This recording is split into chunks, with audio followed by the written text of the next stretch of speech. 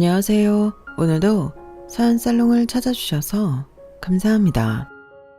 저는 퇴직 후 귀촌에 이곳저곳에서 농산일을 도우며 노후를 보내고 있는 60대 여성입니다.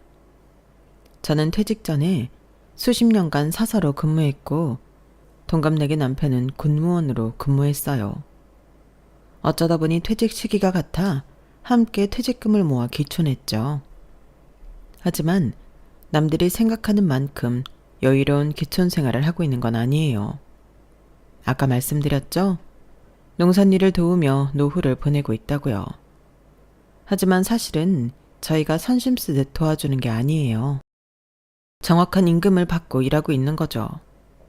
사서와 군무원 퇴직금이라고 해봤자 얼마나 되겠어요? 땅을 사고 집을 올리니 남은 돈이 티끌이더라고요. 그렇다고 아들, 딸에게 손 벌리며 살 수도 없고요. 요새 다들 그렇잖아요. 누가 자식들한테 돈 받아 생활하고 싶어 해요. 그래서 귀촌을 해 흔하고 할 수 있는 일인 농산일을 도우며 생계를 유지하고 있어요. 그리고 저희가 과감하게 귀촌을 결정한 데에는 두 자식들이 모두 자기 밥벌이를 하고 있고 결혼을 했기 때문이에요. 이제 저희가 돌봐주고 신경 써줄 시기가 완전히 지난 거죠. 이제 각자의 가정이 있으니까요. 각자 자기들 식구가 있으니까요. 그리고 저희 부부는 눈에 넣어도 안 아플 자식들에게 폐를 끼치지 않기 위해 노력했어요. 그래서 거리를 두었죠. 너희도 다 결혼했으니 이제 각자 인생 살자. 명절에만 보자. 알겠지? 어쩌면 서운하게 들릴 수 있는 말을 하기도 했어요. 그리고 지금에서는 저는 그 말을 자식들에게 한 걸 후회해요.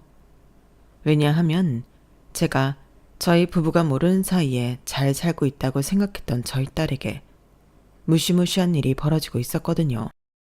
그건 제 눈에 피눈물이 날 만큼 경악스러운 일이었고 한 사람의 추악한 밑바닥을 본 순간이었어요.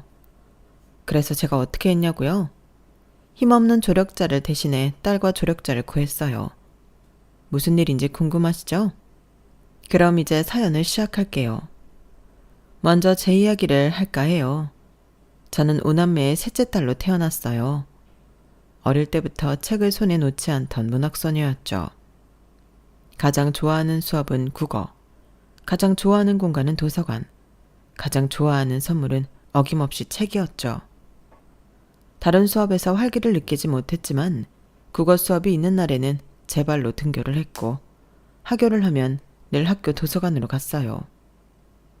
그리고 제가 문학소녀라는 걸 부모님이 알 때부터 매년 생일 선물로 책을 받았어요. 부모님이나 주변 어른들은 제가 소설가가 될 거라고 기대를 가졌지만 사실 글 쓰는 건 재주가 없어요. 모르실 수도 있지만 글쓰기와 독서는 전혀 다른 분야거든요. 저는 독서를 좋아했지 작문에는 소질이 없었어요. 그걸 알고 부모님은 약간 실망하셨죠. 하지만 독서는 제게 많은 도움이 되었어요. 독서를 사랑하는 제 마음이 소설가로 이끌진 못했지만 사서가 되었으니까요. 저는 고등학교를 졸업하고 서점에서 일하면서 문교부 장관이 인정한 기관에서 8주 동안 강습을 듣고 정사서가 되어요. 지금은 정사서가 1, 2급으로 나뉘고 그 아래 준사서가 있어요. 그리고 정사서가 되기 위한 과정도 전문적으로 변했고요. 하지만 제가 사서가 될 때는 그런 게 없었어요. 국립도서관학교의 졸업생이거나 저처럼 일정 기간 강습을 들으면 정사서가 될 수 있었죠. 그렇게 저는 정사서가 되어서 꿈꾸던 도서관에서 근무를 해요. 하지만 사실 저는 학교를 다니고 싶었어요. 연세대학교에 도서관학과를 다니고 싶었어요. 그래서 전문적으로 도서관에 대해 공부하고 싶었죠. 저처럼 8주짜리 강습이 아니라요. 하지만 저는 5남매의 셋째였어요. 위로 오빠가 둘, 그리고 저, 밑에 남동생과 여동생이 있었어요. 저희 친정은 5남매 전부 대학에 보낼 형편이 못 되었어요. 그래서 남자인 오빠들은 대학에 가고 그 밑으로는 대학에 못 갔죠. 사실 영특하기는 제가 오빠들보다 영특했거든요. 이제껏 받아온 점수만 봐도 알 수 있어요. 저는 전교에서 놀았고 오빠들은 그냥 중위권이었어요. 참 억울하기도 억울했죠. 하지만 티를 내지도 못했어요. 왜냐하면 그 당시 저희 어머니가 공장에서 미싱을 돌렸거든요. 공장에 이른 새벽에 나갈 때도 있었고 밤늦게 집으로 들어올 때도 있었고요. 저희 어머니의 평소 표정을 생각하면 참 고단해요. 그런데 제가 거기서 저도 대학에 가고 싶다고 어떻게 말할 수 있었겠어요. 아버지도 마찬가지였어요. 아버지는 용접 일을 하셨어요. 매일 거뭇하게 탄 얼굴에 땀이 쏙 빠져 퍼석퍼석한 피부를 보면 저는 욕심을 낼 수 없었어요. 그래도 그 당시에는 다른 방법으로 정사서가 될 수 있었으니 얼마나 다행인가요? 저는 나중에 법이 바뀌고서야 그때 태어나길 잘했다는 생각이 들었어요. 하마터면 그토록 바라던 도서관에서의 일을 하지 못하게 되었을 수도 있잖아요. 그리고 그 생각도 들었어요. 법이 개정되어 정사서 되기가 더 어려워진 만큼 저 같은 정사서가 더 열심히 일해야 한다고요. 그래서 저는 도서관에 뼈를 묻을 작정으로 일을 했어요. 사람들이 저보고 소처럼 일한다고 늘 말했죠. 하지만 즐거웠어요. 좋아하는 책에 둘러싸여 일을 한다는 것, 책을 좋아하는 사람들을 마주친다는 것, 그들에게 도움을 준다는 것이 참 보람 있었죠. 그리고 소처럼 일만 하던 저는 27의 나이에 소꿉친구와 결혼을 하게 되어요. 사실 남편과는 5살 때부터 알았어요. 같은 동 같은 호에 살았고 초중고를 같이 나왔거든요. 저희가 106동 56라인에 저희 집이 7층, 시댁이 10층에 살았어요. 그래서 초등학생 때부터 등교를 할 때 남편을 7층에서 저를 기다리거나 저희 집 현관문을 두드리며 미주가 학교 가자 하고 소리를 질렀죠. 그렇게 매일 같이 등교했어요. 고등학생 때까지요. 그래서 오해하던 친구들이 적지 않아요. 하지만 저희는 서로의 짝사랑이나 연애를 털어놓을 만큼 친했어요. 미수가, 너 영찬이랑 정말 아무 사이도 아냐? 아이 참, 걔는 그냥 친구라니까. 나 걔가 지금 누구 좋아하는지도 안다. 늘 그런 오해를 달고 살았어요. 하지만 그럼에도 불편을 감수하고도 같이 다녔죠. 왜 그랬던 걸까요? 지금 생각해보면 저는 남편을 소울메이트라고 생각했던 것 같아요. 제 진짜 이야기를 해도 도망가지 않을 진지하게 들어줄 존재라고 말이에요. 그리고 성인이 되어서는 주변에서 그런 오해를 하지 않았어요. 남편은 대학을 가서 저는 사서가 되기 위해 노력하면서 각자 연애를 했으니까요. 하지만 주변에서 오해를 안 하니 각자의 연인이 저와 남편의 사이를 트집 잡더군요. 그래서 헤어진 적이 여러 때여요. 남편도 마찬가지고요. 그래서 잠깐 멀어지기도 했지만 남편은 고향에만 오면 저를 찾았죠. 저도 남편이 고향에 내려왔다는 이야기를 들으면 10층으로 올라갔고요. 그러다 남편이 군대에 가면서 연인이 되었어요. 남편이 군대에서 꽤나 힘들어했다고 들었어요. 저는 남편의 입영식 때 갔다가 그 뒤로는 남편을 한 번도 못 봤거든요. 면회를 갈까 말까 했는데 솔직히 일이 바빠 시간 내기도 어렵고 잘 살겠거니 싶어서 안 갔어요. 그런데 남편과 저를 모두 아는 친구가 저보고 같이 가자고 하더라고요. 혼자 멀리까지 가기 심심하다면서요. 그래서 못 이기는 척 따라갔죠. 그런데 친구가 남편이 어떻게 지내는지 묻지도 않았는데 말해주더라고요. 저는 마음이 좀 안 좋았어요. 영찬이가 군대에서 꽤나 힘든 모양이야. 아니, 아빠 기수 한 명이 완전 도라이래. 저번에는 뭐라더라?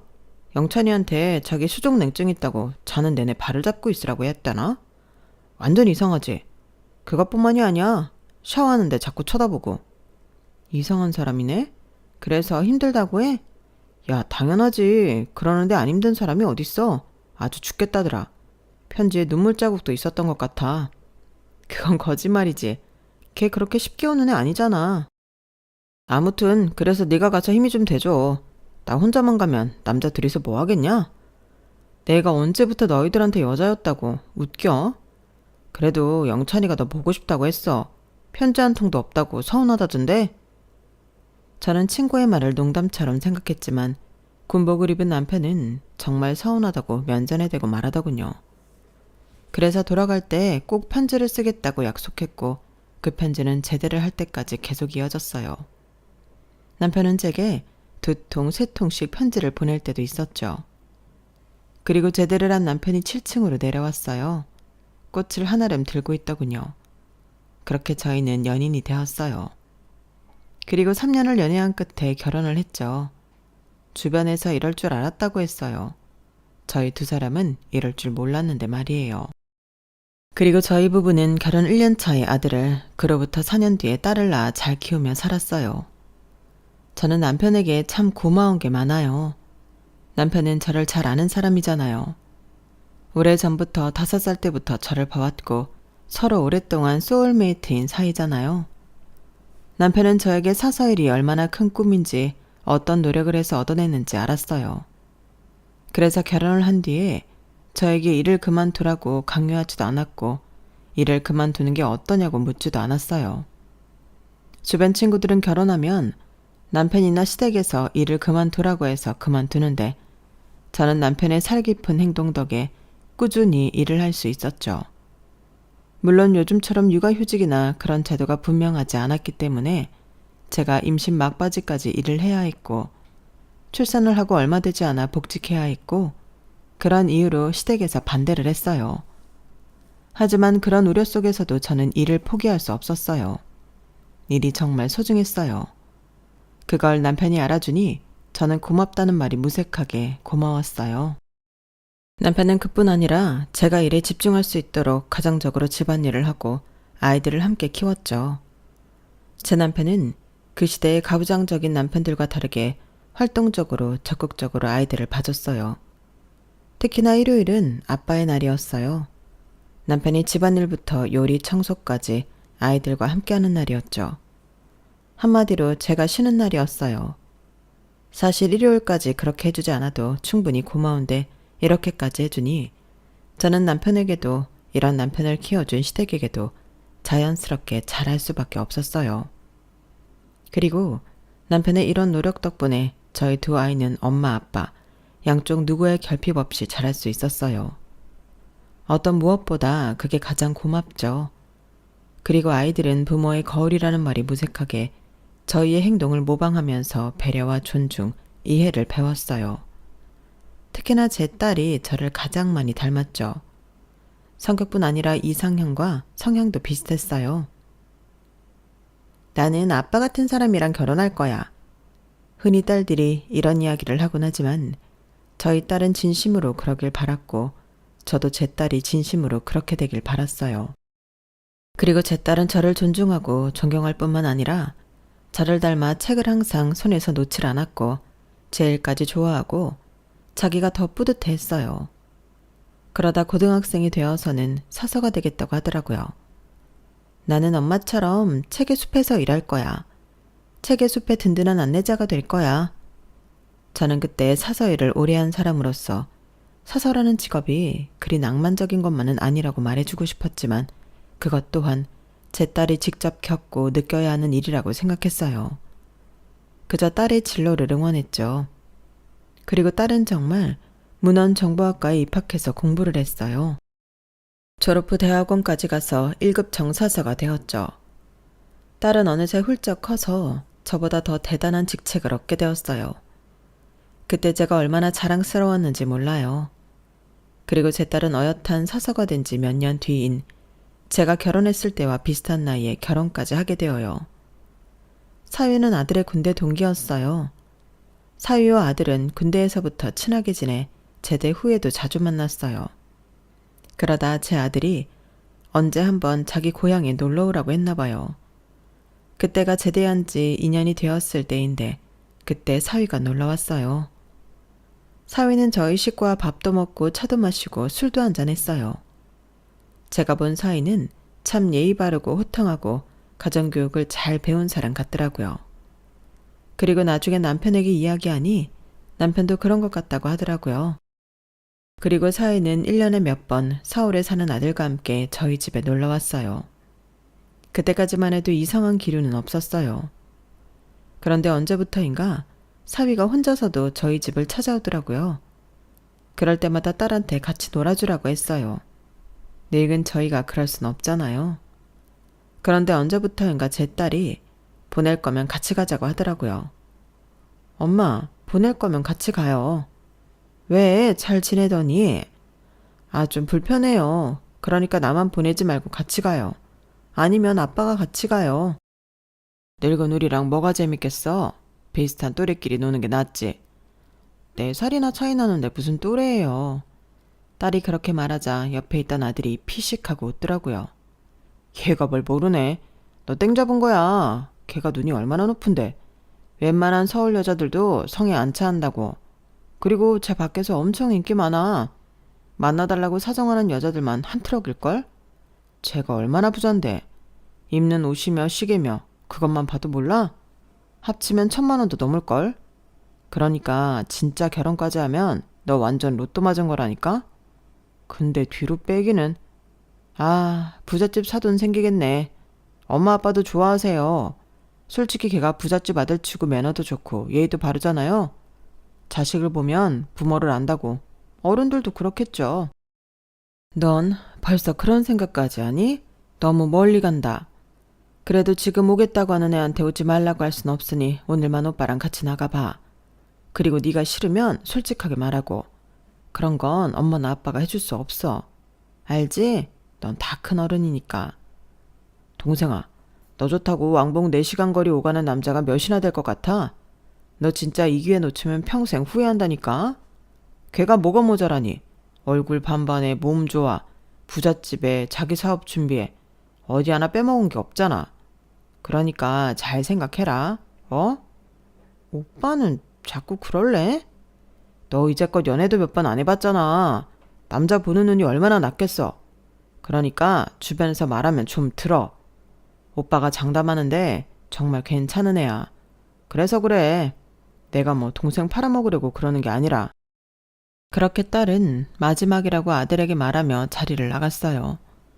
하지만 거절은 하지 못했는지 사위가 자꾸 오더라고요. 너 오지 말라고 거절한 거 아니야? 말 못했어요. 면전에 대고 그 말을 어떻게 해. 그럼 이대로 계속 포기해? 뭐 오빠 말대로 내가 연애도 많이 안 해봐서 사람 볼 줄도 모르고 오빠가 괜찮은 사람이라고 하니까 일단 두고 지켜보는 거예요. 확실히 나쁜 사람은 아니라는 거 엄마도 알잖아요. 그건 맞았어요. 사위는 나쁜 사람이 아니었죠. 사위는 제 딸을 데리고 이것저것 놀러다니면서 중간중간 저에게 연락을 했고 꼭 귀갓길에 문자 한 통을 남겼어요. 그래서 저는 매번 마중을 나갔죠. 그리고 사위는 그럴 때마다 차에서 내려 저에게 포옹을 하고 떠났어요. 어머님, 다음엔 같이 놀아요. 그런 마음에도 없는 소리도 했고요. 하지만 그런 면이 참 고마웠어요. 딸을 가진 부모의 심정으로 외간 남자와 딸이 데이트를 하는 게 얼마나 불안한지 사위가 아는 것 같았죠. 그렇게 제 마음이 열렸어요. 사위 정도면 괜찮다고 생각했죠. 그리고 딸바 보인 남편도 그렇게 생각하는 눈치였고요. 그렇게 몇 개월 그런 만남을 갖던 사위와 딸은 이내 연애를 선언했어요. 사위는 왕복 4시간이나 되는 거리를 자주 오갔고 둘은 예쁘게 만나더라고요. 사위는 변함없이 저에게 데이트하는 내내 연락을 했어요. 그리고 변함없이 가기 전에 저에게 포옹을 했고 살갑게 대했어요. 저희는 가끔 함께 식사를 하며 가족처럼 지냈어요. 그렇게 해준 것이 참 고마웠어요. 그리고 사위는 제 딸이 대학원까지 졸업하는 것을 기다려줬어요. 그것도 참 고마웠죠. 저는 제 딸이 저처럼 일을 포기하지 않기를 바랐거든요. 저는 사위가 남편처럼 해줄 수 있을 거라고 생각했어요. 그리고 제 딸은 대학원을 졸업하고 결혼을 했어요. 여기서 상견례 이야기를 잠깐 할게요. 상견례 때 사돈 어른들은 저희 부부의 직업을 굉장히 좋게 생각했어요. 남편이 군무원이고 제가 사서라고 말씀드렸죠. 그게 굉장히 안정적으로 느껴졌나 봐요. 그래요. 그것까진 좋았어요. 그런데 그때 당시 저희가 1년 뒤 퇴직을 앞두고 있었거든요. 그 사실은 모르는 것 같더라고요. 저는 거짓말을 하는 것 같아 사실을 말하고 싶었지만 그렇게 저희 부부의 직업을 좋아하는 사돈어른들 앞에서 그 이야기를 하면 제 딸이 미움받을 것 같았어요. 그래서 하하호호 웃으며 상황을 넘겼죠. 그렇게 봐주시니 감사합니다. 사돈 어른들께서도 좋은 일 하신다고 들었는데. 아, 저는 사업합니다. 골프 리조트 사업을 하는데 혹시 아십니까? 아니요, 저희는 그런 쪽에 관심이 없어서. 하지만 아이들에게 넉넉하게 버신다는 이야기 들었습니다. 아하, 그렇죠. 넉넉하다 못해 넘칠 정도로 법니다. 저는 그렇게 생각합니다. 사람이 자기 자리에 안주해서는 안 된다고 말입니다. 사돈 어른께서 좋은 일 하시고 안정적인 일을 하시는 건 알겠지만 사람이 진취적이어야 하지 않겠습니까? 사업은 그 어떤 일보다 진취적인 일이죠. 개척하고 해결하고 따내는 일 얼마나 멋집니까? 그렇게 하니 부도 따라오더군요. 다 그런 거죠. 그래도 대단하십니다. 같이 자식 키우는 입장에서 그런 불안정한 일을 한다는 게 큰 도전일 텐데 말이에요. 하마터면 아이들을 굶길 수도 있지 않습니까? 하지만 그래서 저는 저희 애들을 제대로 키웠습니다. 들으셨겠지만 제 아들은 저를 닮아 사업을 하고 둘째는 똑똑해서 의사고요. 제 며느리도 의사인데 들으셨습니까? 이번에 개원 예정입니다. 피부과요. 언제 한번 사부인도 방문하시죠. 저희 며느리가 잘해줄 겁니다. 그리고 제 딸은 저희 회사 임원입니다. 솔직히 상견례를 하면서 들었던 생각은 사돈 어른들께서 겸손이 없구나 하는 거였어요. 사위는 참 겸손하고 예의가 바른데 말이에요. 아들의 말이 틀린 거죠. 아들이 자식을 보면 부모를 안다고 했는데 전혀 달랐어요. 그리고 그건 겉으로 봐도 알 수 있었어요. 사돈 식구들이 타고 온 차는 외제차였고 입은 옷이며 장신구며 모두 샤넬, 구찌 같은 명품이었어요. 뽐내길 좋아하는 사람인 것 같았죠. 저희와는 세계가 다른 것 같았어요. 그래서 위축되었던 것도 사실이에요. 살면서 처음으로 겪어본 불편함이었어요. 하지만 사돈 식구들은 품위를 지키듯이 그리고 저희를 배려하듯이 야단이나 예물을 간소하게, 예식도 간소하게 하자고 했죠. 그리고 집은 걱정 말라며 자기들이 다 알아봤다고 말했어요. 물론 그게 시댁 옆집이라는 게 참 마음에 걸렸지만 정말 좋은 고급 아파트였어요.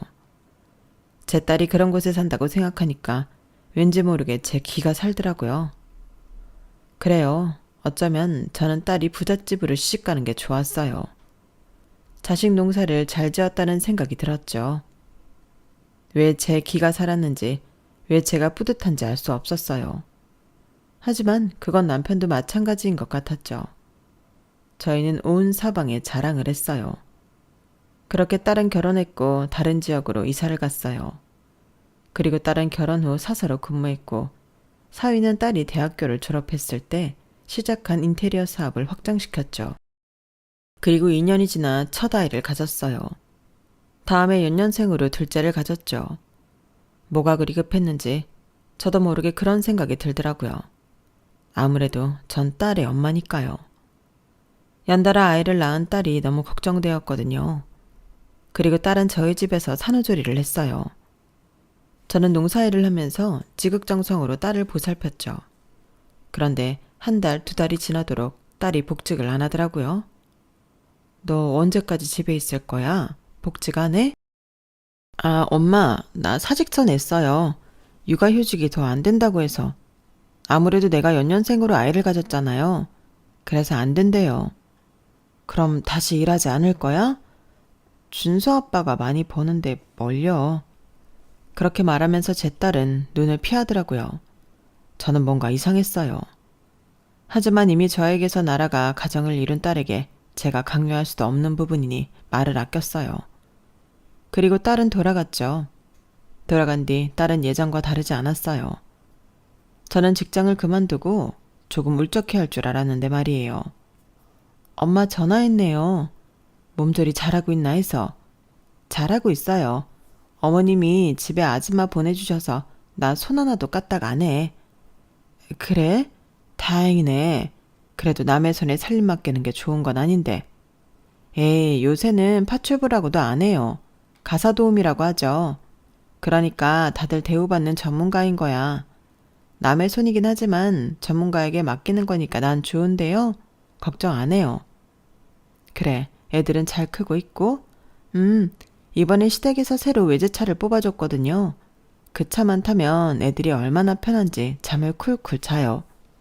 유치원에서도 잘 적응하고 있고요. 어머니가 명문 유치원에 보내주셨어. 그래, 유치원이 중요하지. 애들 잘 크고 있다니 다행이네. 언제 한번 안 와? 가야죠. 저번 명절에 못 간 거 미안해요. 갑자기 해외여행을 가자고 해서. 그래도 그때 아버님이 순금 반주도 해줬어요. 나 예쁨 받죠? 좋겠네. 엄마도 못 해본 순금. 그나저나 이번에 이사한 집은 어때? 우풍이 없어야 할 텐데. 에이, 설마. 어머님이 우풍 있는 집 구해주시겠어요? 이번에 어머님도 같이 이사해서 더 좋은 집으로 이사했어요. 나중에 엄마도 와요. 하지만 제 딸이 저희 부부를 제대로 초대한 적은 결혼 이후 한 번도 없었어요. 그리고 저는 제 딸의 말을 철석같이 믿었죠. 그런데 꼬리가 길면 밟힌다죠? 전 진실을 보게 되었어요. 어느 날 저에게 의문의 메시지가 왔어요. 수신자는 딸의 동서였어요. 사돈이 자랑을 하던 의사 며느리요. 그 사람이 어떻게 제 번호를 안 건지 의문스럽기도 했지만 메시지의 내용이 너무 충격적이어서 전화를 안 할 수가 없었어요. 이게 무슨 말이죠? 아, 당황스럽겠지만 일단 시간이 없으니 제 말을 믿어주세요. 그리고 저희 시부모님한테 말하지 말고 여기로 와주세요. 그럼 다 알게 되실 거예요. 제 말이 진실이라는 것을요. 지금 상황이 심각해요. 따님, 그러니까 형님은 지금 정신과도 다니세요. 이렇게 따님을 두고 보실 생각은 아니시죠? 제발 저를 믿고, 아니 한 번만 와서 판을 뒤집어 주세요. 저는 이게 대체 무슨 상황인지 제대로 이해가 되지 않았지만 제 딸이 위급한 상황이라는 것은 알았어요. 저는 제 딸을 구해야 했어요. 그래서 딸의 동서, 그냥 편하게 의사 며느리라고 할게요. 의사 며느리가 말해준 대로 아무 연락 없이 사돈의 집에 갔어요. 제가 귀촌을 해서 고속버스를 타고 갔어요. 그리고 다시 그 의사 며느리가 보내준 메시지를 읽었죠. 억장이 무너지더라고요. 이게 모두 사실이면 저는 뭐라도 할 것 같았어요. 너무 화가 나서요. 생각이 뒤죽박죽 섞이고 얼굴이 붉어졌다 파래졌다 난리도 아니었어요. 그렇게 2시간을 고속버스를 타고 서울로 갔어요. 고속버스 터미널에는 의사 며느리가 있었어요. 의사 며느리의 낯빛이 안 좋았어요. 오랜만입니다. 그런데 얼굴색이 안 좋네요. 무슨 일 있어요? 메시지 보셔서 아시잖아요. 일단 타시죠. 그 의사 며느리는 자신의 외제차에 저를 태웠어요. 그리고 가는 길에 더 자세한 상황을 말해주었죠. 저는 주먹을 쥔 손이 움찔거리는 것을 느꼈어요. 그리고 주체할 수 없이 눈물이 나더군요. 너무 죄스러워서요. 제 딸을 제가 지키지 못했다는 사실이 죄스러워서요. 그리고 한편으로는 이 모든 말이 의사 며느리가 주장하는 것들이 모두 거짓이길 바랐어요. 이 여자가 미쳐서 아무렇게나 주절거리는 말이길 바랐죠. 하지만 의사 며느리의 낯빛이 무언가 말해주고 있었어요. 20분 정도를 달려 고급 아파트에 도착했어요. 출입문이 차를 인식하고 열리더군요. 저도 여기 살거든요. 시댁 식구들 전부 여기 살아요. 결혼을 안 한 아가씨도 이 아파트 제일 작은 평수에 혼자 살고요. 감옥 같아요. 아름다운 감옥이요. 그리고 의사 며느리는 지하에 차를 주차하고 호출 버튼을 눌렀어요. 잠깐만 뒤에 숨어 계세요. 의사 며느리 말에 고개를 숙여 숨어 있으니 문이 철컥하고 열렸어요. 그리고 저는 믿을 수 없는 상황을 증명하죠. 저희 딸이, 제가 곱게 키워 눈에 넣어도 아프지 않은 제 딸이 낡은 걸레를 들고 대리석 바닥을 닦고 있었어요. 그리고 옆엔 2명의 파출부가 있었고 그들은 다른 청소를 하고 있었어요. 제 딸의 옷이 너무 추레했어요. 전화로 이야기할 때는 온갖 명품을 두르고 산다고 했는데 무릎이 늘어난 바지에 이물질이 여기저기 묻은 티셔츠를 입고 있었어요. 그리고 또각또각 발소리가 들렸어요. 방에서 사부인이 나오더라고요. 제 딸이 쫄아서 몸을 움츠렸어요. 그리고 사부인은 제 딸을 휙 지나쳐 냉장고에서 와인을 마시더군요. 그런 뒤 파출부와 이런저런 이야기를 하며 웃더니 청소를 채하지 못하고 얼어있는 제 딸에게 호통을 쳤어요. 얘, 똑바로 안 하니? 이렇게 하다가 네 시아버지 퇴근 시간도 못 맞추겠다? 네, 죄송해요, 어머님. 아, 꼴 보기 싫어. 저 표정하며 말투하며 어떻게 우리 아들을 꼬셨는지 네가 참 대단하다. 아니지, 내가 우리 아들을 머저리같이 키운 게 아닐까 의심이 들 정도라니까? 어찌 애가 저렇게 맹한지. 너 박사는 어떻게 했니? 뇌물이라도 준 거 아니야? 아니면 우리 아들 꼬신 것처럼 교수라도 꼬셨니? 정말 당체 이해할 수가 없어. 저기 똑바로 닦고 아주 반질반질하게 닦아놔. 뭐야 너 그 표정은? 뭐야? 억울하니? 지금 네가 이러고 있는 게 억울해? 그럼 내가 왜 너 이러고 있어야 하는지 알려줄게. 너희 부모 때문이야. 나는 군무원이고 사서라고 해서 적당히 널 봐줬는데 뭐? 결혼한 지 1년도 안 돼서 둘이 나란히 퇴직을 해? 그리고 귀촌? 말이 귀촌이지. 농사도 안 짓잖아. 내가 귀촌해서 분홍이 된 거면 몰라. 니네 부모 어디 농사 짓는 데 가서 알바한다며. 내가 동네 쪽팔려서 어디 가서 사돈이 뭐 한다 말도 못해. 그러니까 없는 집안에서 왔으면 넌 식모야. 알아들어? 그 이야기를 듣고 저희 똑똑한 딸아이 한마디도 하지 않고 걸레질을 하기 시작했어요. 그리고 사부인은 다시 와인을 마시기 시작했고요. 저는 손이 벌벌 떨렸어요. 겨우 떨리는 두 손을 잡고 진정을 하려는데 딸의 모습에 눈물이 앞을 가리더라고요. 그래요. 저희 딸은 결혼을 하자마자 지금처럼 식모로 부려졌어요. 의사 며느리의 말에 따르면 임신을 했을 때도 파출부처럼 일을 했다고 해요. 제 딸 첫 아이를 가졌을 땐 입덧도 심했는데 걸레질을 하면서 헛구역질을 했을 걸 생각하니 억장이 무너지더군요. 그리고 의사 며느리는 제게 사부인이 저희 딸 보고 산후조리 비용이 아깝다며 친정으로 가라고 해서 저희 집으로 온 거라고 말해주더군요. 출산 직후에도 수고했다는 말 한마디 하지 않았대요. 산부인과에 간 것도 수고한 며느리를 보러 온 게 아니라 거기서 쩔쩔 매고 있을 아들이 보기 싫어서 간 거라고요. 그래서 제 딸이 산후조리가 끝났는데도 집으로 안 간 거였나 봐요. 그리고 사부인은 제 딸이 일을 그만두도록 했어요. 제 딸이 도서관에 가 있는 동안만 아이를 봐달라고 했는데 도서관에 가서 깽판을 쳤대요. 애 버리고 지금 일이 되냐?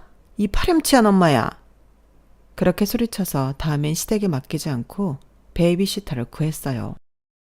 그런데 사부인이 베이비시터도 쫓아냈어요. 그래서 결국 저희 딸은 일을 그만둔 거예요. 고작 사서로 2, 3년을 일하려고 대학원까지 간 꼴이 됐어요. 우습게도 말이에요. 일을 그만둔 딸은 본격적으로 이 집의 신데렐라가 되었어요. 신데렐라가 된 딸에게 사부인은 저와 남편을 욕하기도 하고 인신공격도 했고 무차별한 욕설도 했어요. 그래서 결국 제 딸은 정신과 치료를 받게 된 거죠. 의사 며느리도 마찬가지였어요. 말이 의사일 뿐이지 며느리여서 온갖 욕을 다 먹었죠. 저는 그 이야기들을 상기시키며 진정할 수 없었어요. 하지만 이럴 때일수록 냉정해야 한다고 저는 손등으로 눈물을 닦고 신발을 신은 채로 터벅터벅 안으로 걸어 들어갔어요. 제 발소리에 사부인이 저를 쳐다봤고 눈이 마주쳤어요. 사부인이 놀라 와인잔을 떨어뜨렸고 그 소리에 딸도 놀라 사부인을 보다가 사부인의 시선을 따라 이내 저를 발견했어요. 엄마. 저는 애써 딸을 쳐다보지 않았어요. 딸을 쳐다보면 더 약해질 것 같았어요. 여기는 어떻게 들어오셨어요? 집 들어오는데 방법이 여럿 있습니까? 당연히 현관으로 들어왔죠. 문을 열어준 건 사부인 아니십니까? 물론 제가 들어올 줄은 몰랐겠지만요. 이거 엄연한 주거 침입입니다. 그래요, 신고하세요. 하늘에 맹세코 떳떳하다면 저를 신고하세요. 그게 무슨 말이죠? 말 그대로입니다. 하늘에 맹세코 떳떳하다면 절 주거 침입으로 신고하세요. 못하겠죠? 말을 좀 알아듣게 하세요.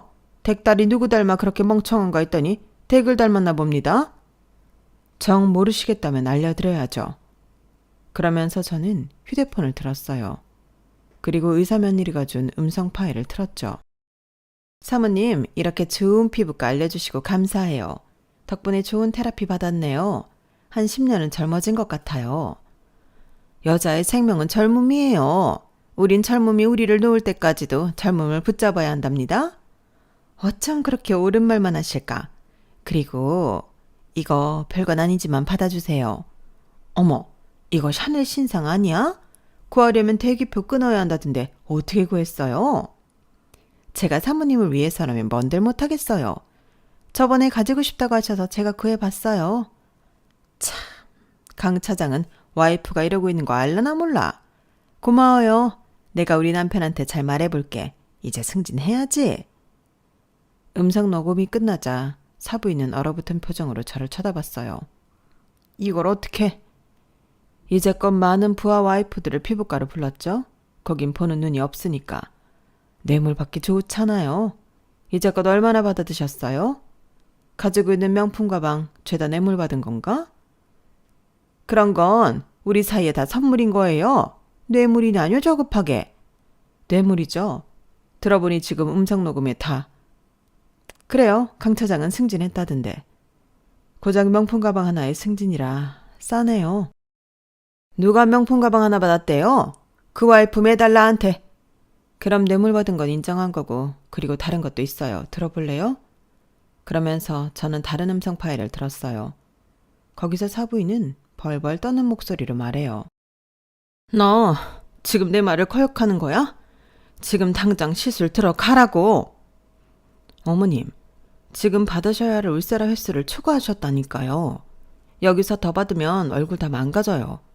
그리고 더 이상의 수면 마취는 이제 위험해요.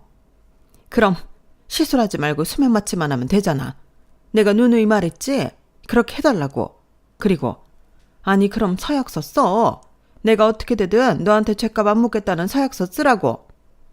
그런 말이 아니잖아요. 제가 모를 줄 아세요? 어머님 다른 병원에서도 울세라 받으셨잖아요. 수면 마취로요. 어머님, 이거 정말 위험한 거예요.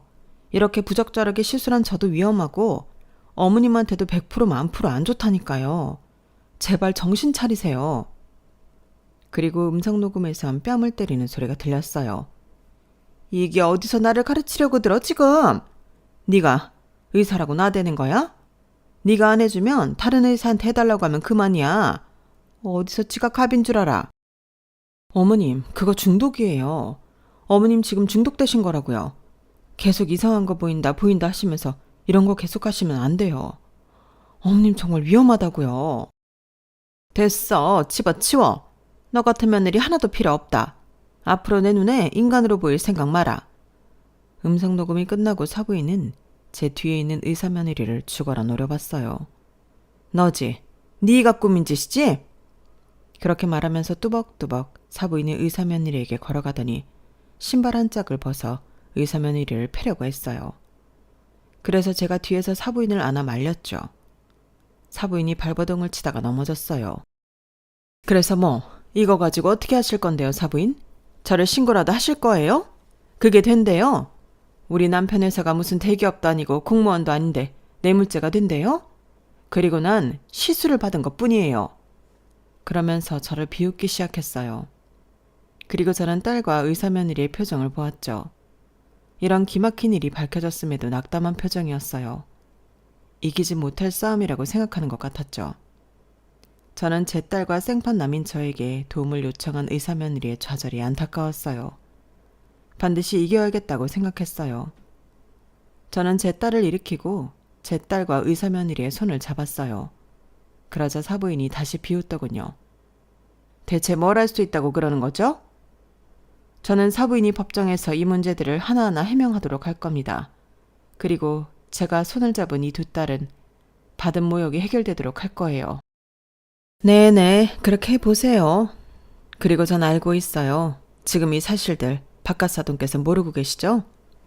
제가 그 말하자 사부인의 얼굴을 새하얗게 질렸어요. 저도 결혼을 한 사람으로서 잘 압니다. 이런 추한 모습을 남편에게 보이고 싶지 않아 하는 부인의 마음을 잘 알아요.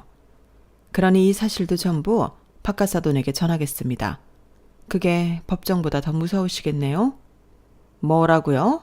그 말을 제 남편이 믿을 것 같아요? 믿겠죠? 이렇게 증거가 확실한데.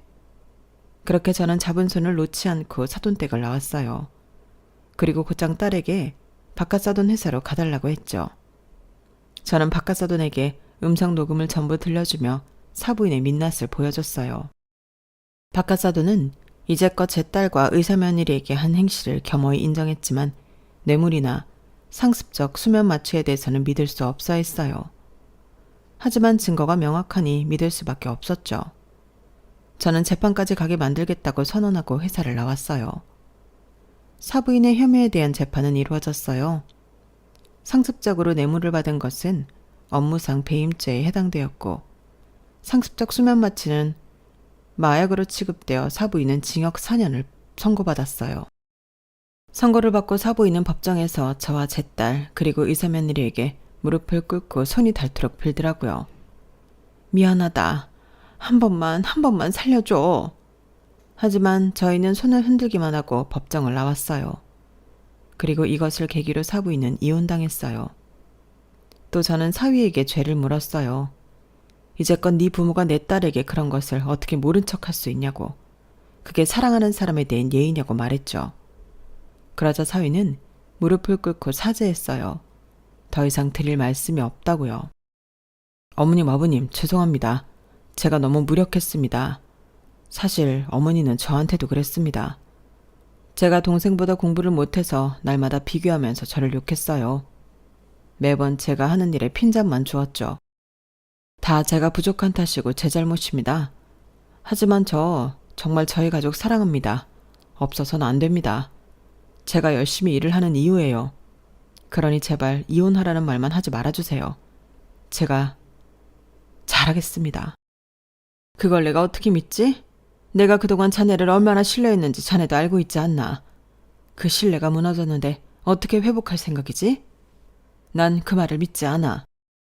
그리고 저희 부부는 딸에게 어떻게 하고 싶냐고 물었어요. 딸은 다시 한번 남편을 믿어보겠다고 시댁을 버리겠다는 남편을 믿어보고 싶다고 했어요.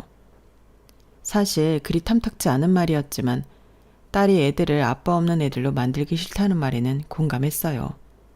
그래서 사위에겐 다시 기회를 주었어요. 그리고 사위는 완벽하게 자기 본가를 버렸어요. 사위는 서울에서 저희 부부가 귀촌한 지역으로 이사를 받고 다시 인테리어 사업을 시작했어요. 쉽지 않은 결정이었을 텐데 그건 고마웠어요. 그리고 사위는 제 딸과 연애를 하던 때처럼 저희 부부를 찾아왔어요. 그리고 의사며느리는 이혼을 했어요. 그간 상처가 컸는지 이혼을 했어요. 이제 사돈총각이 된 그 부부 사이엔 아이가 없어서 간단히 합의 이혼을 했다고 들었어요. 그리고 의사며느리는 일본으로 갔어요. 같이 공부했던 친구가 일본에서 개헌을 하는데 같이 하자고 권유했다네요. 새로운 나라에서 새로운 시작을 할 저는 마음으로 응원하고 있었어요. 그런데 의사며느리는 그 이후에 제게 메시지를 보냈어요.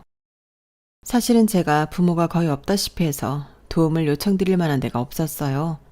그런데 형님은 좋은 부모님이 계시더라고요. 상견례 때 알았어요. 누가 봐도 좋은 부모님이었어요. 저런 부모의 딸이면 얼마나 좋을까 질투도 했어요. 그래서 염치불구하고 도움을 요청했는데 들어주셔서 정말 감사합니다. 덕분에 저는 족쇄를 풀 수 있었어요. 제가 같이 공부한 친구가 부탁해 일본에 가게 되어서 언제 다시 뵙게 될지 모르겠지만 건강하세요. 저는 그 문자를 받고 기뻤어요. 제가 도움이 되어서 기뻤고 제 딸에게 좋은 부모로 봐주어서 기뻤어요.